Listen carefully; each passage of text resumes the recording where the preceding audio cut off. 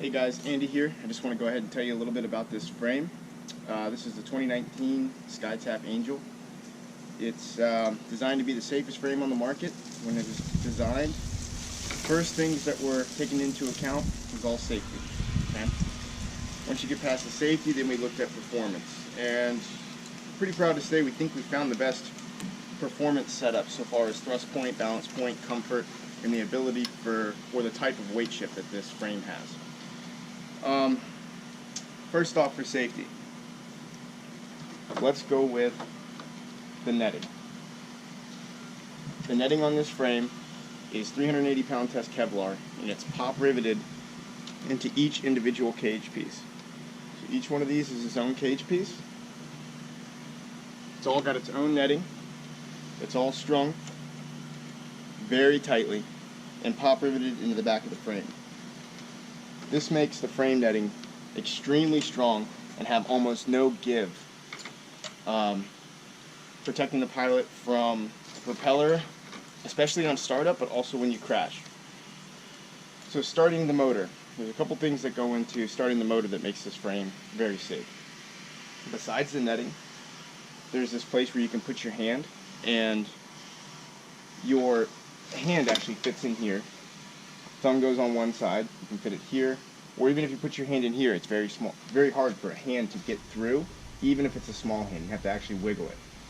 But when you start up the frame, when you start up the motor, put your foot on the frame, and you start it like this, and you hold it, and if it goes to full throttle, and you accidentally do something that you shouldn't do, like put your hand on the netting, or if the frame comes at you like this, your shoulder's not going to push through or punch through the netting and hit the frame. Your hand, same thing, it's not going to go through the netting and hit the prop. If it does go all the way down, frame comes all the way down like this, you're still underneath the frame.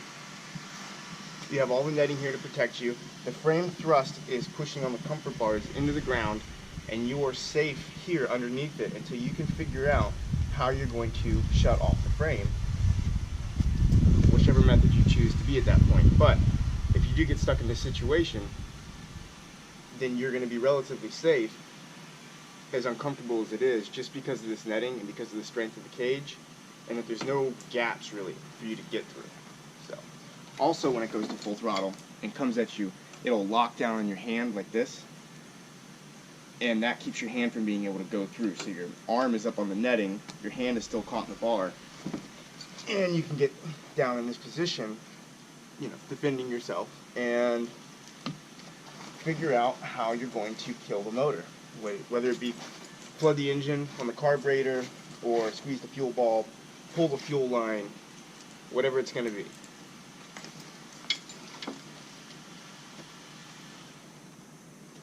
Also, to prevent that, usually what causes a frame to go to full throttle accidentally is the throttle spring is not very tough or tight. This throttle, we found a very good combination of throttle housing, throttle cable, throttle spring, and it is very responsive.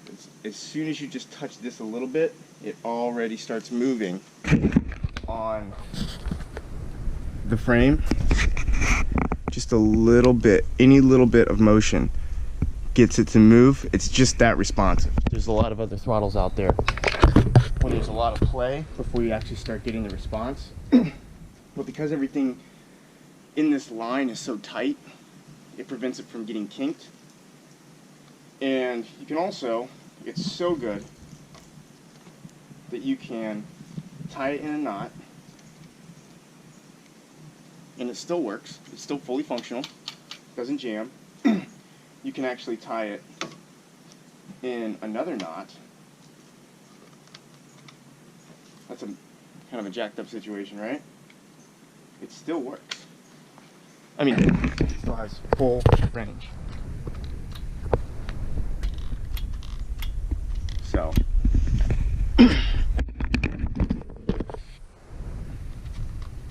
this throttle is something I'm pretty proud of. It can be purchased independently. Doesn't matter what frame or motor you have. But that's the safety from the startup. some of the other safety. The harness.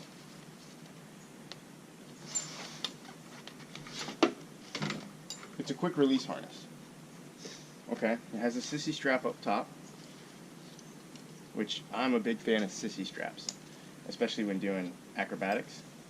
It has a sissy strap, and then it has this quick release right here, which is done by unbuckling it and then pulling it open. This does a couple things. One, it's just a lot faster and more convenient to get in and go fly.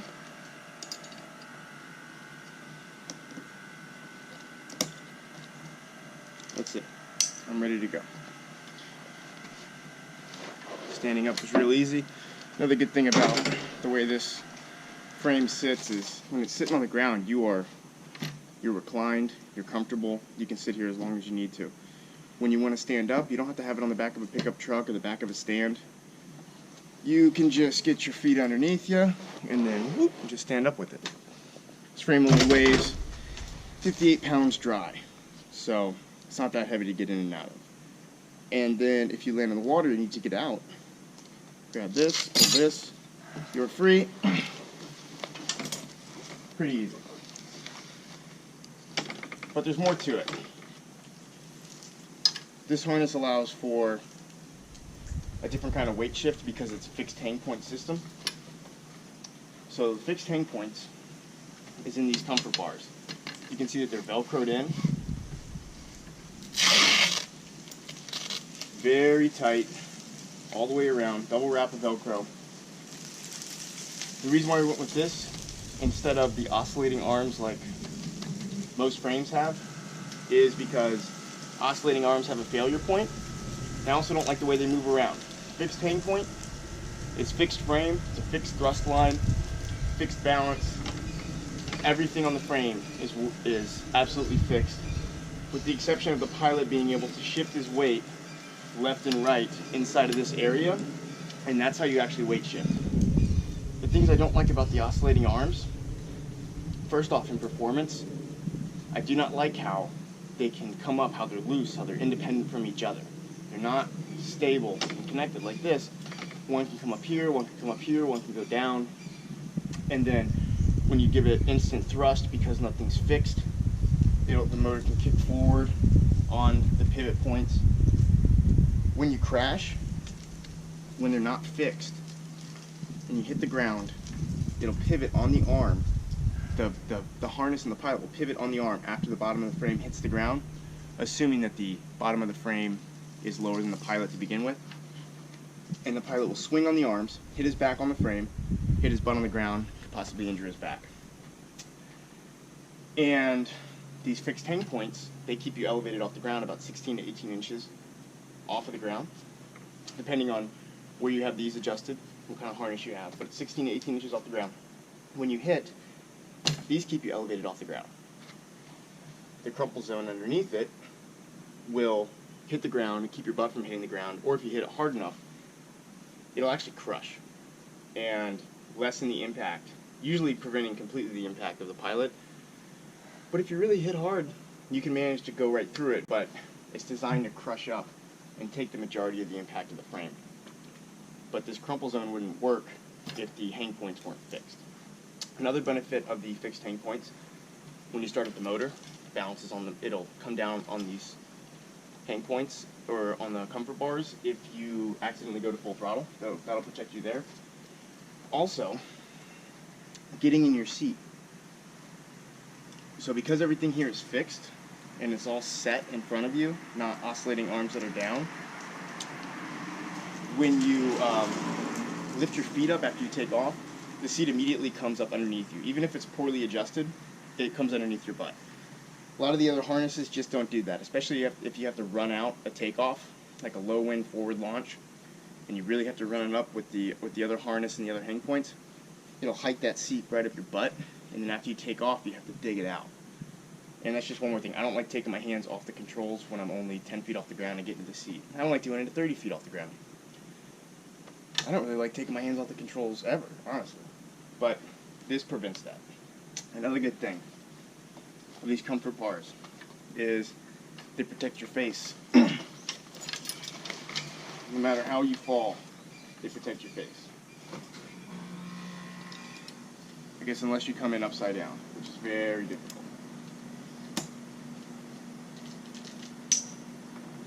So I get into the harness. One of the main ways people crash is they trip and they fall right on their face. So, on this one, you might put your hands out to break the fall.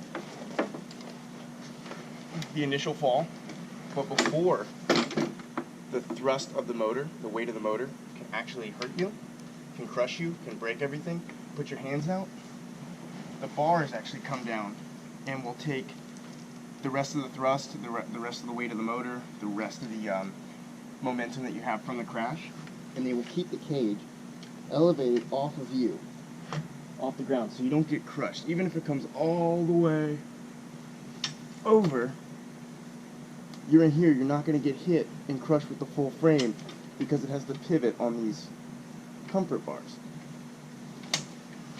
So, when you come in and crash, put your hands out, come in like this, bars hit and they take all that extra thrust and pressure. This prevents your arms, like if these comfort bars weren't here, your arms would then buckle, like after this, while the rest of the frame came in, they would buckle, they could get crushed in here, they could get broken out this way, or they can get crushed against the ground. Without this protective space right here, your arm can actually, if the netting is weak, can push the netting into the prop. That is not the case here.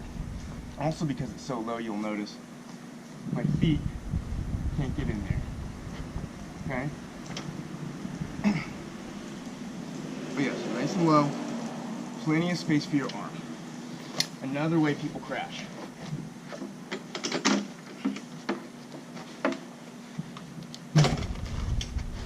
Is they come in and they, usually from an oscillating glider on takeoff, they come in and they crash and they put their arm out on the side. This usually looks something like this. And they come in and crash. Now, same thing. You put your arm out to break the fall, but the cage actually will support it. So this arm, although it's right here, will not get crushed underneath. So if this wasn't here, it won't get crushed underneath here, won't get broken here and pushed to the netting back here. So you have all this space. This is how you should hit when you hit on the ground. Crumple zone keeps you off the ground. These keep your midsection, torso, and then of course the outside of the frame and this line create that safety area for you not to crush your arm against your body and break it. So.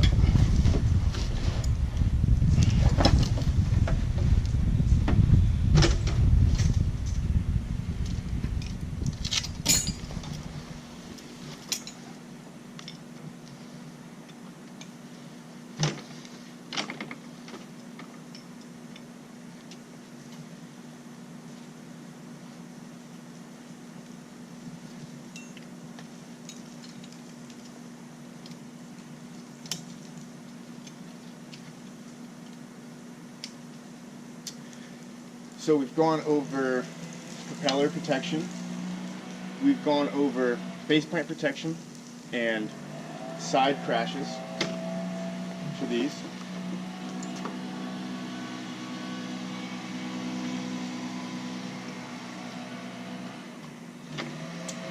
Now let's go over the other parts of the frame. Now let's go over the other parts of the frame that prevent the pilot from contacting the propeller, or just give more strength to the frame to keep from breaking equipment. It's a double hoop. What a double hoop does, a lot more strength. Double hoop is it's not twice as strong as a single hoop, it's 3 or 4 times stronger. This allows for the frame pieces to actually be tough enough to hold up the netting, but it also allows for more strength when the cage is up on its side. A lot of paramotor frames, you just can't roll the frame over on its side and have it support itself like this. This one you can literally roll. That's because the frame pieces are that tough. They're that strong.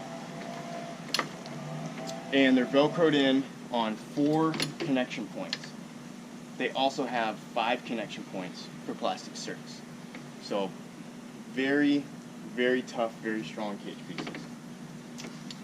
And then another thing that people don't take into account when they crash and the motor contacts the frame, or when they forward launch and the frame pieces contact the propeller, a lot of times when they do it on forward launch, especially if it's a power forward, it's because the lines come around the cage and there's so much pressure from the glider inflating that it actually pulls the cage pieces back far enough to contact the propeller.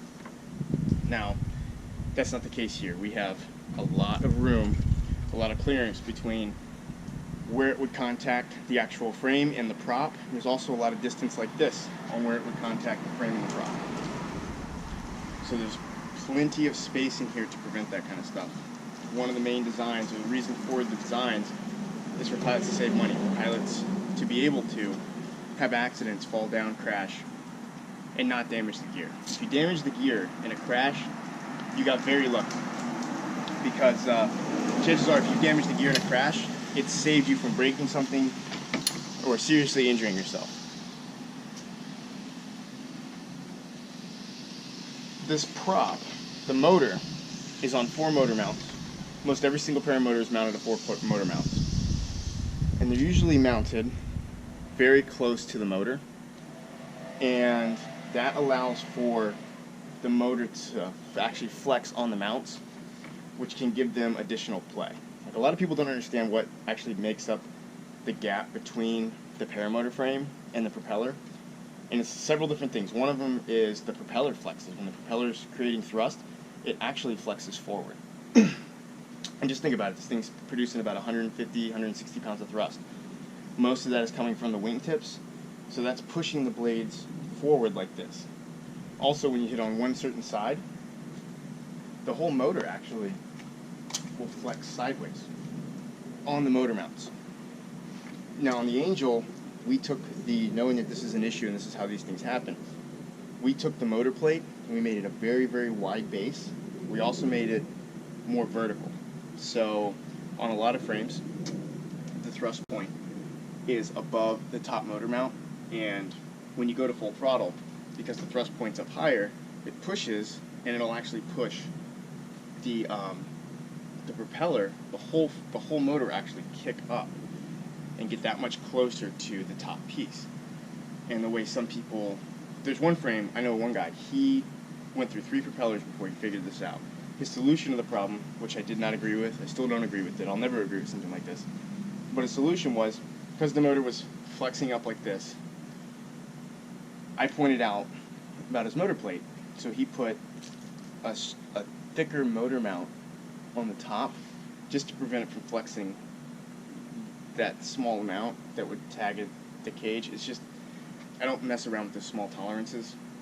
I like big tolerances, especially when it comes to the propeller contacting things. Small tolerances I like when fitting the cage together, but when it comes to propeller space and safety, I like to have extra room for error. So, but our motor plate is vertical enough to where the top motor mounts are level with the thrust point, and it's almost twice as wide as they would recommend it to be. And that's why our motor doesn't really move that much back and forth, left to right. And I'll show you what the motor mount looks like.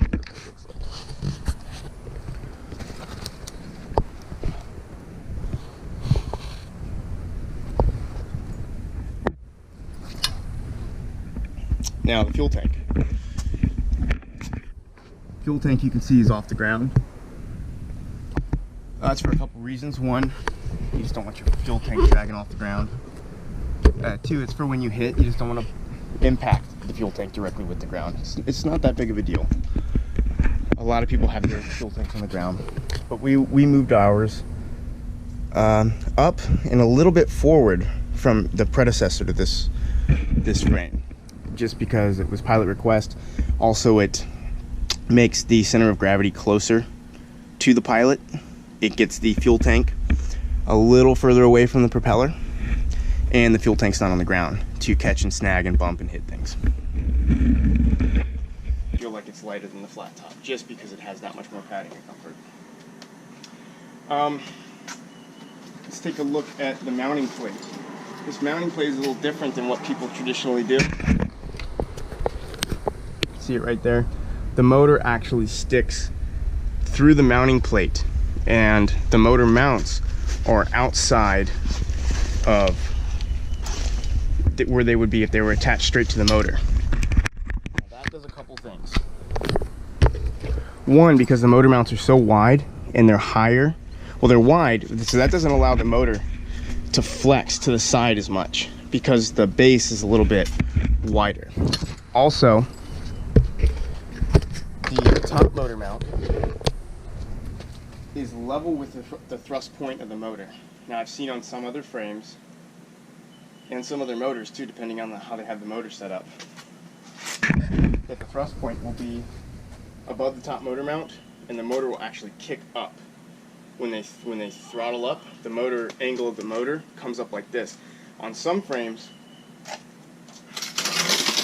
it'll kick up so bad because of their motor plate and that the frame is relatively weak that the propeller will tag the top of the frame. I got a buddy that he blew through 3 props before he figured out that he had to change up the motor mounts because they were flexing so much on the motor mounts that, and with the additional flex of the blade, it was hitting the top cage piece.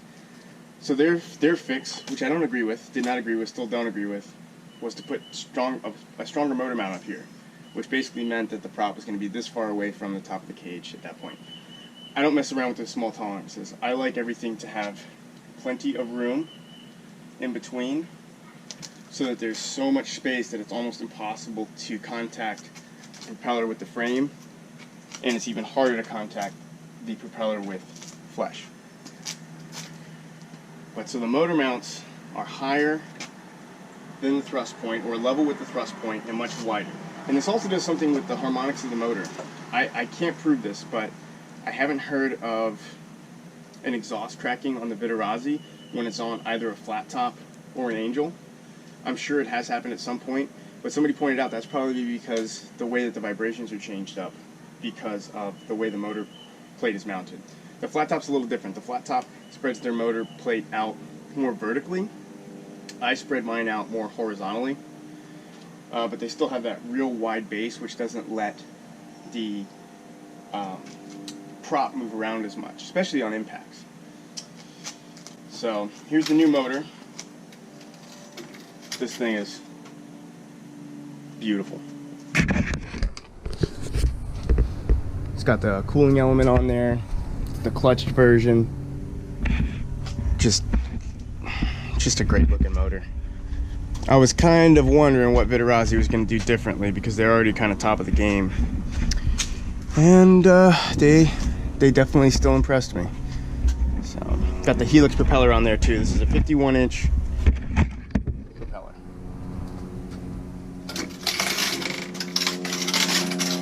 Now this frame also comes in. This is my personal one right here. I'm actually getting ready to go fly in about 20 minutes because the weather is phenomenal. But yeah, this right here is my personal frame. This was one of the prototype harnesses. So this is actually not the final production harness, but it's pretty close. And so mine's set up with 2 reserves. I got a small reserve over here. This one's meant to deploy fast.